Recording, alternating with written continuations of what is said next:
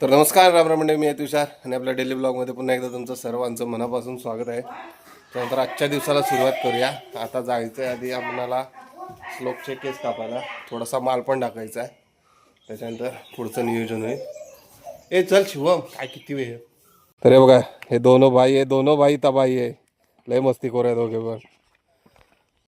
एका दुकानाचा माल टाकून झाला आणि हे दोघे जण काही कामाचे नाही बघा, सोबत आहेत, फक्त मोबाईल बघतायत.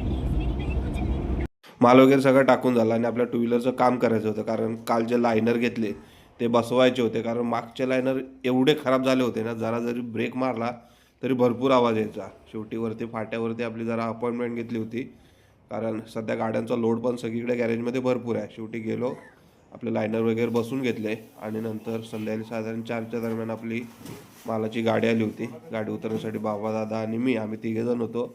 गाडी वगैरे व्यवस्थित उतरून झाली, संध्याकाळ झाली. संध्याकाळी घरी आलो आणि घरच्यांनी बेत बनवला होता बिर्याणीचा आणि सगळी जबाबदारी होती आपल्याकडे. स्टार्ट केली, सर्व मॅरिनेशन वगैरे बिर्याणीचं करून घेतलेलं, कारण बाकीच्यांना काही सध्या अजून जमत नाही बिर्याणी करण्याची, त्याच्यामुळे सर्व जबाबदारी आपल्याकडेच होती.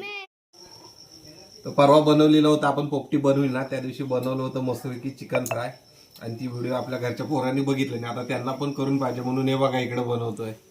हे बघ, दाखव इकडे जरा. हे बघ कसं आहे, इकडे आता चुलीवरचं बनवतोय मस्तपैकी. सर्व बिर्याणी झाली बनवून, आता जेवायची वेळ होती. सगळी पंगत एकत्र बसली होती, कारण संध्याकाळी रात्रीचं जेवताना आम्ही सगळे कुटुंबातले सगळेजण एकत्र बसूनच जेवतो.